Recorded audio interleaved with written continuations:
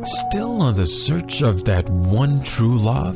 On the limbo in this crazy world of dating, marriage, relationships? Well, listen to the Golden State Media Concepts Relationship Podcast, your one-stop podcast for everything about relationships.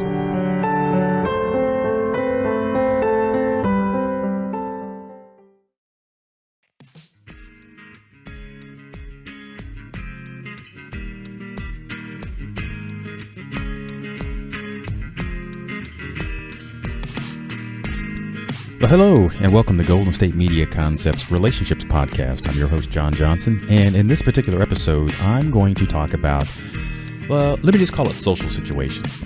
I was recently at a Halloween party, and this was just this last weekend, and there were a lot of guests that were there, and, you know, it brought about the opportunity to observe people and, you know, in their revelry, their festivities, and the hosts were great. So I'm not in some sideways thing going to talk about my host, but I'm going to talk about just some observations I've made. And then in retrospect, it'll probably relate, if not only to situations you've had, but I'll think back on other situations like this other holiday situations. And one of the things that happens, and especially when you're in groups of people, there's alcohol being served, you know, people are having a good time. And, you know, people are in character because this is a Halloween party, by all means. But it's observing people when they've had a little too much to drink. And I don't know if this is yourself or if it's a situation that you've observed. But in this particular occasion, there was no one that was inebriated to any extent that they were impolite or anything like that. But it just gave me the opportunity to think about what happens in these situations, and if you're involved with somebody like that, or you encounter something like that, you know, what do you do? So here's a scenario. You know, people have had a lot to drink or something to drink, and then they begin a conversation. You're talking in groups, and they begin to reveal a little bit about themselves that could be, you know, overly personal, and you know, that's probably a clue that you know, the conversation, when it starts drifting into the weeds, so to speak, or starts talking about things that are very personal between them and say maybe their significant other and that person's not there.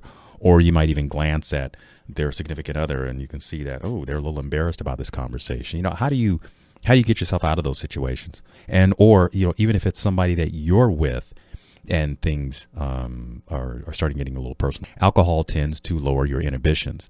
So then and therefore, if you are a person that consumes alcohol, be mindful of that. I would ask that you be mindful that you are with someone and to not embarrass yourself or them in these situations. But that's the caveat going into this. But when these things occur, what do you do? Well, if you've got a situation where somebody has had a little too much to drink, I mean, it's okay to call them out on it. I think, you know, certainly try to do it in a discreet fashion. You know, there is the proverbial, you know, kind of clutch them by the arm and sort of take them out of the conversation, if not change the conversation. And if the conversation starts to dive into things that should be left at home, so to speak, then interrupting them, you know, kind of head them off at the pass. I know sometimes this stuff might seem sort of fun and goofy, but you can imagine those situations can spiral downhill pretty fast. And you know, people start chiming in on conversations like that, and you can learn a little bit more about these things than you really want to know. And if they happen to be situations that involve coworkers, these things can be exceptionally embarrassing, because when people kind of come back from those situations being intoxicated, and then you have to revisit these people at work, they tend to know a little more about your business than is probably really necessary. So it's understanding that the alcohol definitely lowers one's inhibitions. And when those things happen, and again, this is sort of the upfront thing. Imagine the professional embarrassment when some of these things get out. If you're a person who's even thinking about promotions, when people learn things about your past that you've grown from, you know, it's one thing, you know, to talk about, you know, some of the more kid things that people do, but sometimes when you get very specific about some of your past issues, things that are probably sealed and you didn't want to bring up, then you could be jeopardizing something. And not to mention how you might embarrass your significant other in these social situations. And if this is something that's happened that has happened frequently, then it's certainly worth revisiting and, say, putting a limit on how much you drink. I happen to know people that drink, and they drink very responsibly, and they're not at risk for embarrassing themselves. That I know people that drink alcohol, and they have a limit, 1 glass of wine or something like that. And those who would go to parties and things know that if you are driving, that you could be an exceptional risk for impairment. And in certain places, the host may even be culpable for something that happens to their guests when they're leaving their home if they're intoxicated. So it becomes one of those social situations. You might need to take their keys just to keep them safe, let them sleep it off. And certainly, this isn't new stuff, but I'm just bringing it up for conversation. Have food available, because if there's no food in the system, alcohol tends to hit the system fairly hard. And each person has their own tolerance to it, so that's also something to consider individually. But again, back to how you handle these situations. I think if your significant other it tends to start getting into the weeds, I think you're probably going to know it before anybody else. Certainly, if they are somebody that you need to keep an eye on, then you keep an eye on them. And when things start to get a little crazy, then you might pull them aside, and hopefully you can communicate to them and get them out of that situation. It might be the time to kind of close the lid on it and take them home, even if it is early. Because once these things start to go downhill, it's not about this stuff being okay anymore. I think we've decided as a society that drinking and driving is a bad thing, because the potential outcome of that is devastating, and it's not something you want to have to live through. You don't want to have to experience that to know that it's a bad thing. We've seen countless examples of that, so you have to be proactive. Another thing that tends to come up in holiday situations, and this is something that's near and dear to my heart, it's when you have lost somebody who you care about. Somebody passes away or dies, and now you're in that cycle of going through the holidays and they're no longer around. In the case of myself, when my mother had passed away, she was very instrumental in making the holidays festive for myself and anyone who came to the home. So she was no longer there, and initially it was very hard to pick up the tradition and want to carry on. So it took a couple of years for me to finally get my legs under me and to deal with it, after dealing with all the family stuff that happens when someone dies. But it's to consider that if you or someone you love happens to hit that depression when the holidays seem to come up, because holidays in and of themselves, or celebrations or festive things like that, are there to have fun and for people to enjoy themselves. And it's really hard when somebody is suffering, or it helps them remember the loss of someone that's been in their life. And even if it wasn't a death, let's say you had a relationship that was very important to you, and that person is no longer in your life, there is a letdown. There is that sense of loss. And going through, experiencing those feelings, it's not something you can circumvent. Grief is grief. And you don't get over grief by circumventing or short-circuiting that process. And I've talked about that before. And it's just that the holidays, being what they are, seem to be one of those things that brings up, holidays or birthdays, it makes you remember certain people. And if you are somebody who's experienced that, if you have medication, continue to take it. If you don't have, I'm not saying that you have to take medication at all for any of these things, but being cognizant to what your situation is. Sometimes it's a matter of being in a quiet place and getting through the moment, because sometimes these moments are transitory. If they tend to take a little longer for you to get through, understand that that's what grief is. It is a process. It is a human experience, and we experience grief. And like I said, you don't get over grief by short-circuiting it. And by short-circuiting, I mean trying to, drink yourself to forget, or even suggesting that you can take drugs or something like this.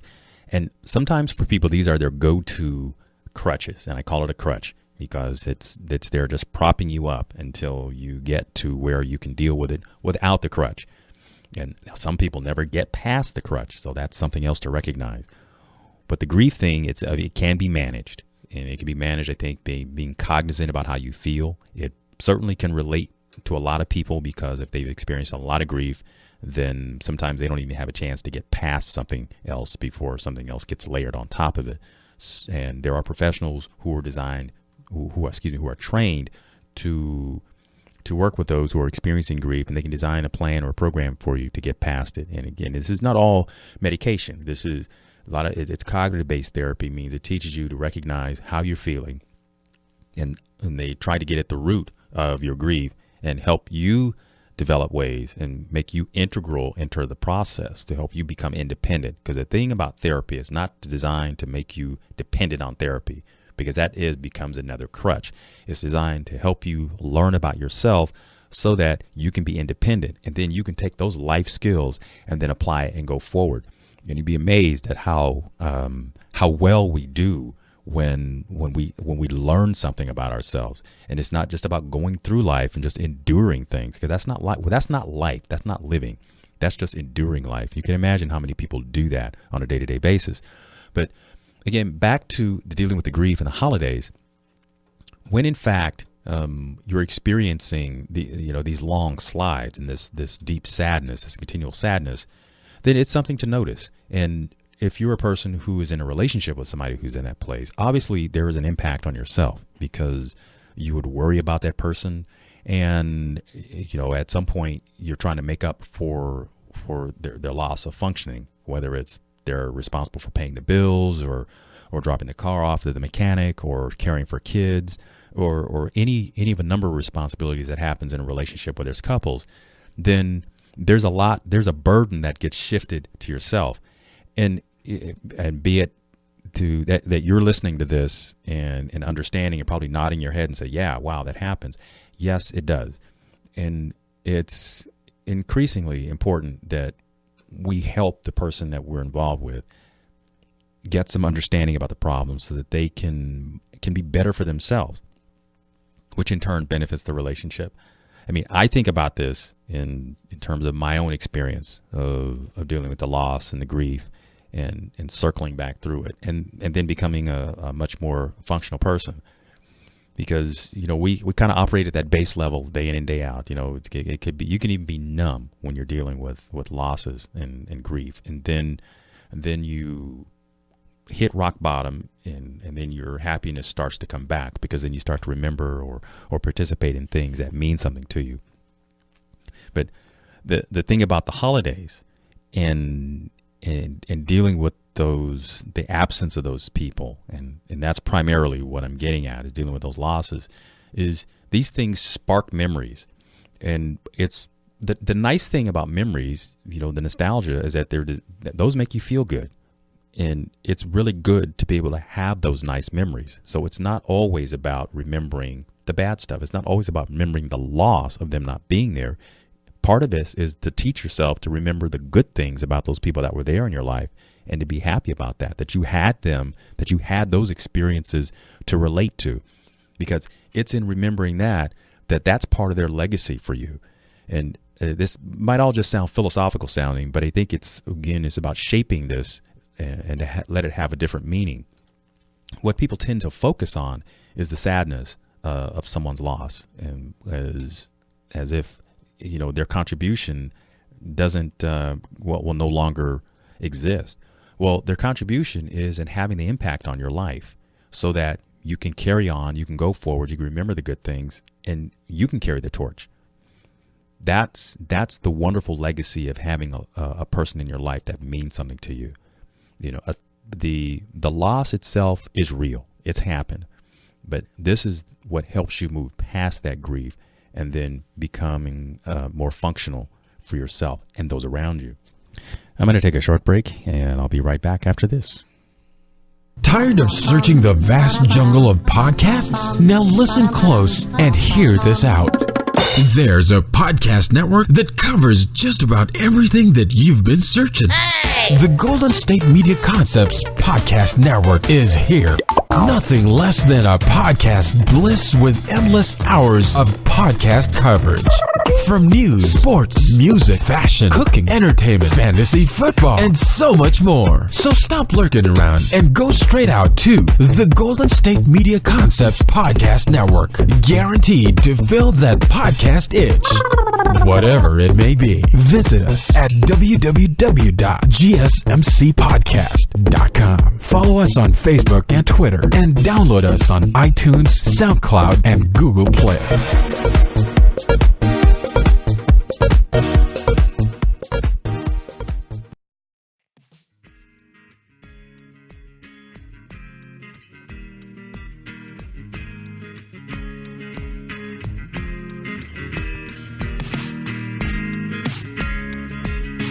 Welcome back to Golden State Media Concepts Relationships Podcast. I'm your host, John Johnson, and in this particular episode, I'm talking about social situations. Now, this is one that I've waxed on a little bit in the past, and it just happens to come back up. And I was talking with one of the other technicians here in the studio, and it was just a very interesting topic to have to re-discuss. And it was those things that you do on dates, those whether they're first dates or third dates or whatever, some of the do's and don'ts. And, this one just kind of jumped out. I know that many of us, we live next to our cell phones, our electronic devices, and they're interesting to talk about because they have all kinds of information in them. So we use them as a notepad, as a computer, it's a reference device, and, it's a telephone. So it's multifaceted. But when you are on a date with someone, you are on that date.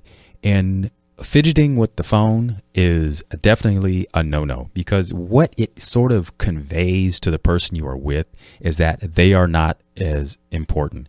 And obviously, when it comes to dealing with the time, it is not something we can ever get back. I don't know if you've thought about that in the sense, but when you're on a date with someone, there are a lot of people that have that rule that, hey, if that is more important than me, you don't get a second date. And if you are new to the dating thing, this is something to be majorly aware of.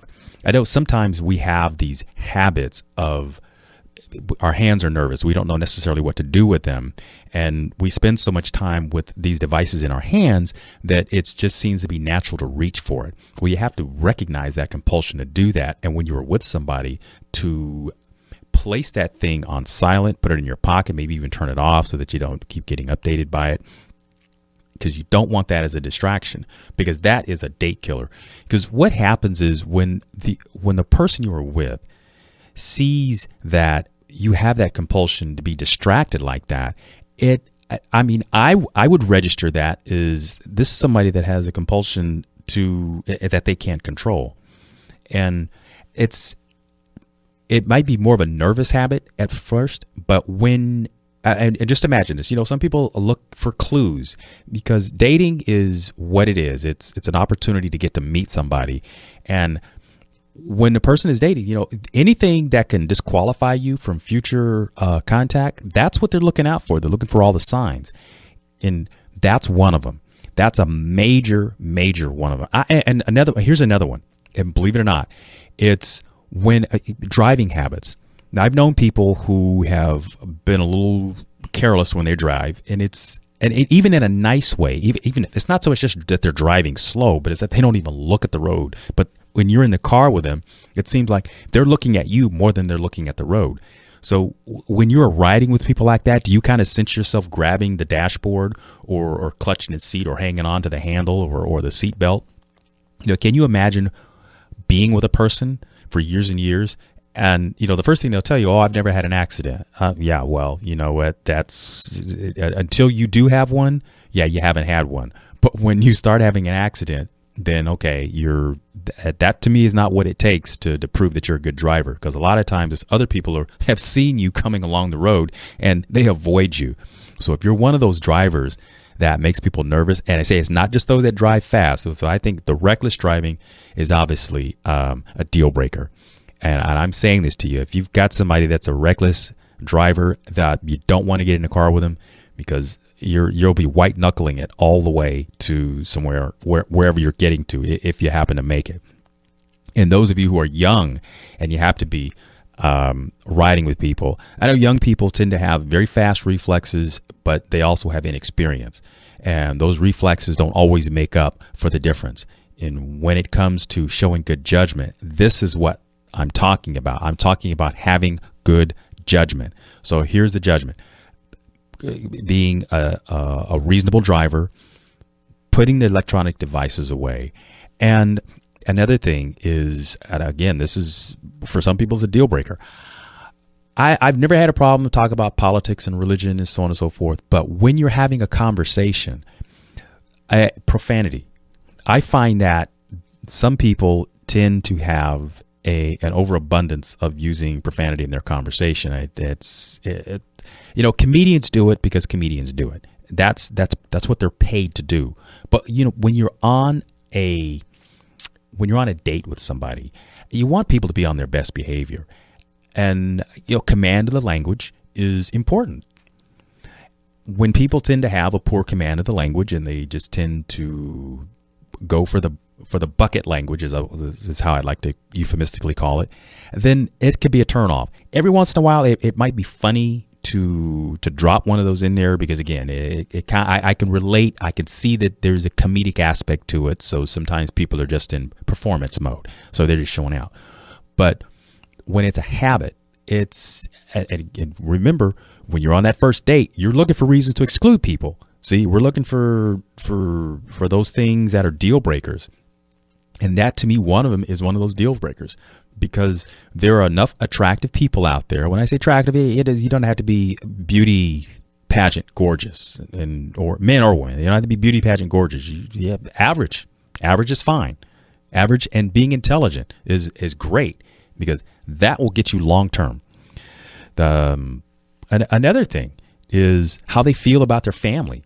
Sometimes we have issues with our family members, and we grow up and we grow apart and certain things. But you expect.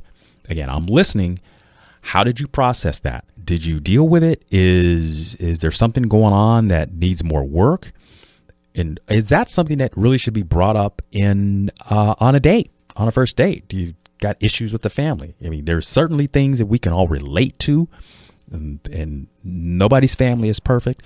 But when you've got some really, really deep-seated stuff, you have to know that if you're a listener and your date across the table has a lot of stuff going on, that's going to follow them.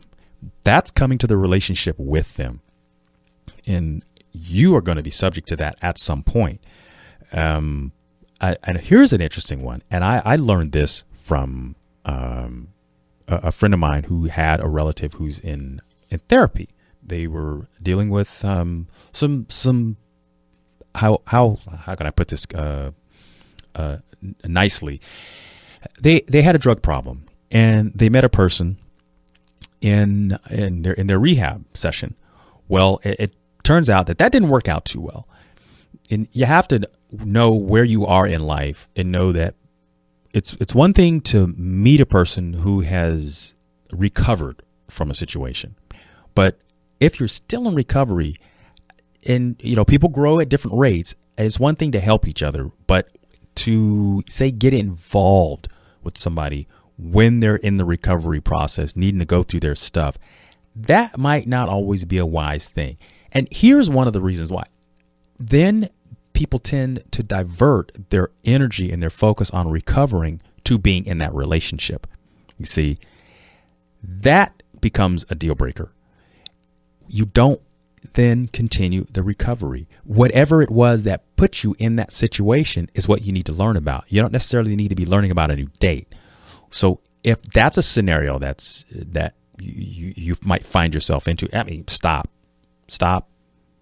back off, go back to your recovery, work on that, become a whole person, and then look for somebody to be involved with. Another thing to be mindful of is how much baggage are you going to bring on your date? Baggage. Bring in your pet dog or bring in the cat. Yes, I said it.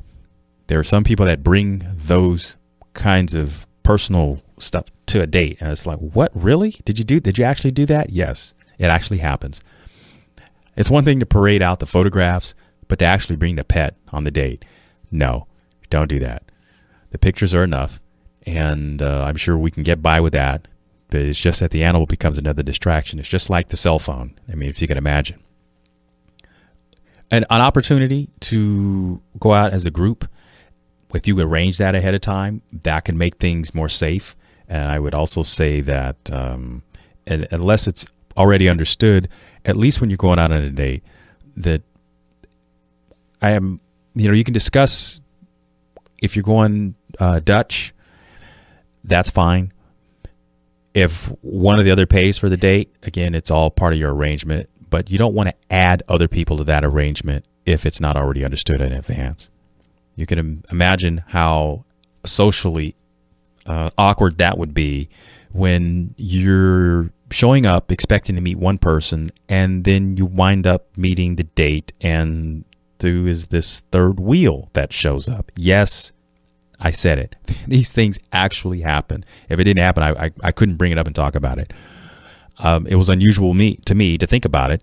And it sounded like it was sort of like a safety thing, which, if you're feeling uncomfortable, it's okay to say that up front. And that's where the scenario about going out as a group, and it's the first date thing. Hopefully you've done your homework too. You don't just go out and spend a bunch of time with somebody that you don't even know. You go to a public place, you both meet there, and you have your date and you go separate directions. I don't advise anyone on a first date to have, especially somebody that you don't know, I don't advise you allowing them to know where you live, them showing up, because your self-protection and your anonymity in that regard, you need to protect that, because if this date thing doesn't work out, you want to be able to go back to square zero in your life. You don't want to have this person stalking you. And that's just, that's sort of a sidebar. I was talking about these first date things, but I definitely want people to be safe and to protect themselves and to enjoy yourself and enjoy your time. I mean, a date is what it is. You're there to find out about somebody, find out if you're going to have another date. And if it works out for you, hey, those can turn out being some of the best days of your life. And wouldn't that be wonderful? Again, I'm John Johnson. This is the Golden State Media Concepts Relationships Podcast. Thank you for listening.